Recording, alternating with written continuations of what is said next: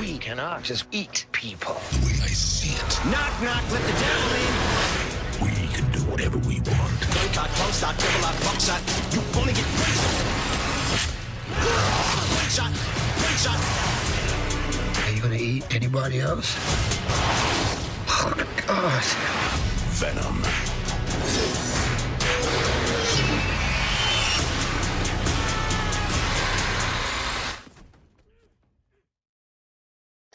What's up, guys? It's John Kill 3D Gaming here to give you a true, honest review for Venom. Now, people are gonna expect me to go in with a biased agenda, and actually, that's not the case. I've never shown any sign of biasism when I do videos. I explain my personal feelings and opinions, and in the case for Venom, everything I say now is a fact about Venom. Venom is not a bad movie. Not bad at all.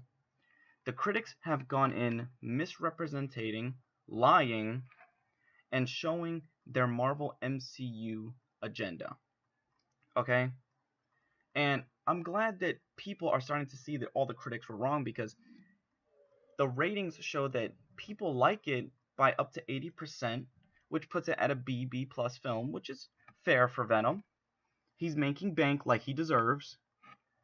But obviously, who listens to Rotten Tomatoes? Who listens to IGN? Who listens to all these other outlets that are giving it 30% and lower immediately? And I've seen quite a few reviews.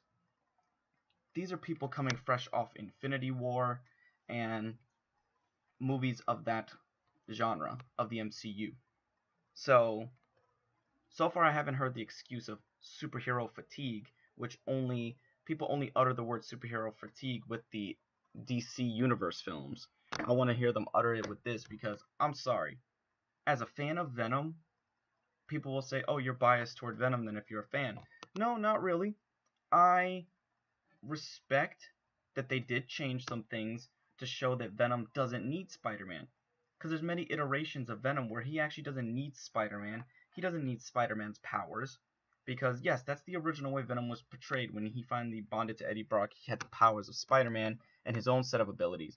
But then later down the line, Venom develops his own powers, has his own personality, his own traits, away from Spider-Man.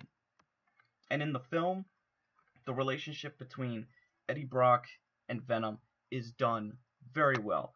Tom Hardy is what holds the film and brings it up. Okay? This story is very straightforward. Nothing complex, nothing formulaic. Unlike when you go to the MCU, everything is falling into a formula and everything is becoming generic at that point, but you have the Disney bots and the MCU bots that will just go support it anyway. This movie did what an MCU film actually does. It took the story of Venom, it made it accessible to the general audience. Even though the film was intended to be rated R, you're not missing much with the PG-13 setting, coming in at least the movie was close to 2 hours, if not 2 hours.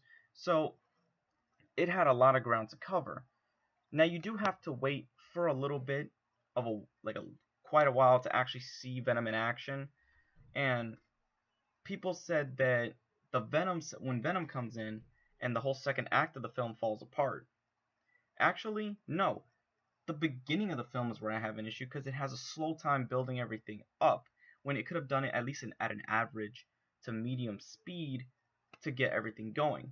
Actually, when Venom comes in and how hell breaks loose, that's the part of the film I like. I like the symbiote versus symbiote action between him and Riot. People are saying, oh, you can't distinct them and you can't see it clearly. Okay, so they must have seen a completely different film, because I saw everything. I understood what was going on.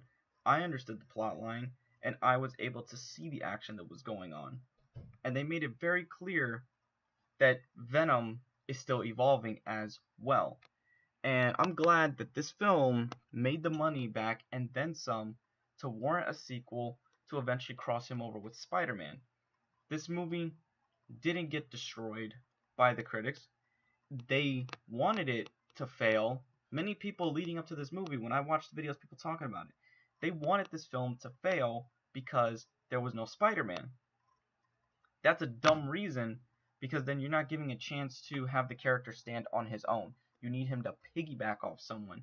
And the Venom film shows you that Venom does not need to piggyback.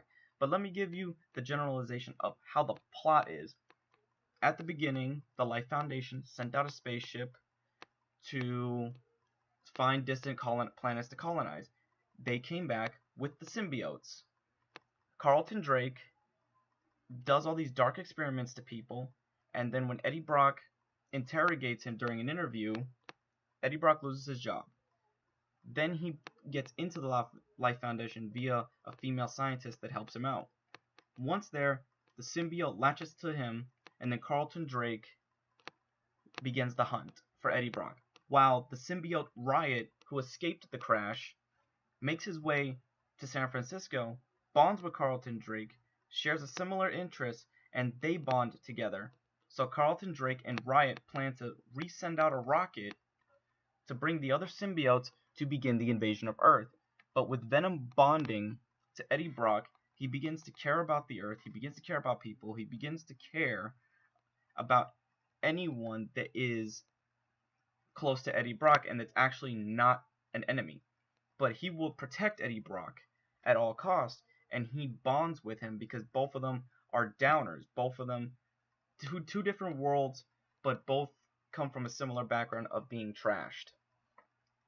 The action was clear, no shaky cam, not over the top, and not over exaggerated. Everything about the movie did not fall apart like people said it did. Okay? The plot line is very understandable. Didn't need to be complex. Okay? People didn't complain about the simplistic nature of Infinity War, which was a simple invasion flick, but it was treated as something so deep. Okay? Venom is the most original comic book movie that we have had in a very long time. So, as a true fan of superhero films, I can tell you that Venom is a unique one. Venom stands without Spider-Man. Okay? And they set up the ending for Carnage. But he's not the only villain that is set up in the film. The film also sets up the future symbiotes. Lasher, Agni, Scream, and I forgot the name of the other one. I know there's another symbiote. But then there's Carnage, played by Woody Harrelson, aka Cletus Cassidy, at the end of the film to show that there is more coming. So, if I was to give... Well, fuck it. What do you mean, as if? I'm gonna rate Venom. Ignore all the bullshit critics. That's all I gotta tell you. The movie is a solid B+. Alright? It's far better than Spider-Man Homecoming, I'll tell you that for a fact. Far better than that. And once you see people comparing it to like Fantastic Four, Daredevil, Catwoman, you know they're lying and they're showing their MCU biasism. So, Venom. If you haven't already seen the film, I'd recommend you go see it. It's action-packed. The relationship between Tom Hardy and Venom, very well done.